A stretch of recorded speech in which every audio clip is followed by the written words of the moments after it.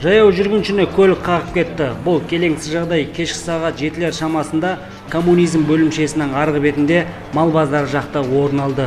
Жолдың шетінде тұрған жас жігітті ВАЗ көлігінің жүргізушісі қағып кеткен. Соның салдарынан жаяу жүргінші жарақат алып, оны жедел жәрдем дәрігерлері ауруханаға алып кетті. Жас жігіттің туыстары соққының қатты болғанын айтады. Мына жерден машина жанында 1 метр шығып тұрған. Содан қатты келді, соғып кетті. 6 метр мысалы өзің ойлайсың, мен жерден ана жерге шейін ұшып барды да, мысалы аяқ киім ана жаққа кетті мысалы. Ана екінші аяқ киім ары қарап кетті мысалы. Ол қатты жарақат алды ма или? Иә, қолдың бәрі жарылып кеткен вообще.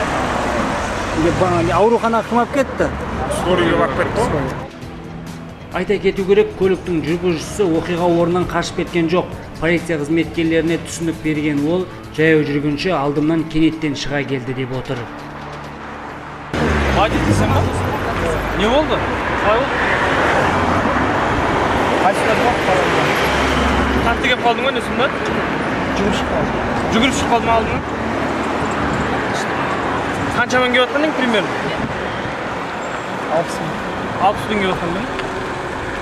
Оқиға орнына келген шұғыл тергеу тобы жол көлік оқиғасының сызбасын қағаз бетіне түсіріп, куәгерлер мен жүргізушіден түсінік ала бастады.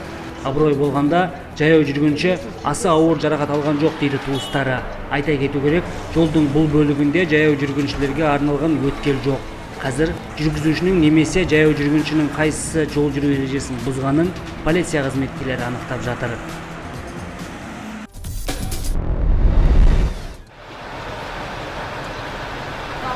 Қайтпас бір шағын аудандағы үйлердің бірінен өрт шықты. Бұл жайлы суыт хабар кешкі сағат 7-лерде 101 кезекші бөліміне түскен. Оқиға орнына 2 арнайы топ пен 11 өрт сөндіруші шұғылаттанады. Олар келген кезде үйдің шатыры жанып жатқан болатын. Құтқарушылар дереу тілсіз жауды сөндіруге кіріседі.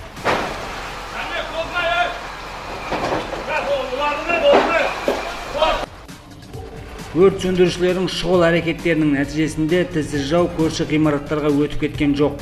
Қызыл жалын бас аяғы 40 минуттың ішінде толық сөндірілді. Қазіргі кезде өрттің неден шыққанын өрт сөндіру қызметін анықтаушылар тексеріп жатыр.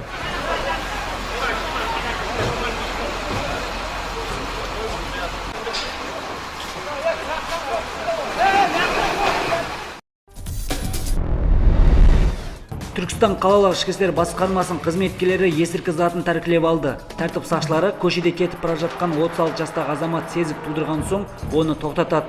Үстін тінту барысында сезіктің қалтасынан 2 дана темекі қағазына оралған ұнтақ тауып алынды. Сот сараптамасының нәтижесінде ақсары түсті бұл ұнтақтың салмағы 0,05 грамм героин екені анықталған. Қазір тексеру амалдары жалғасуда.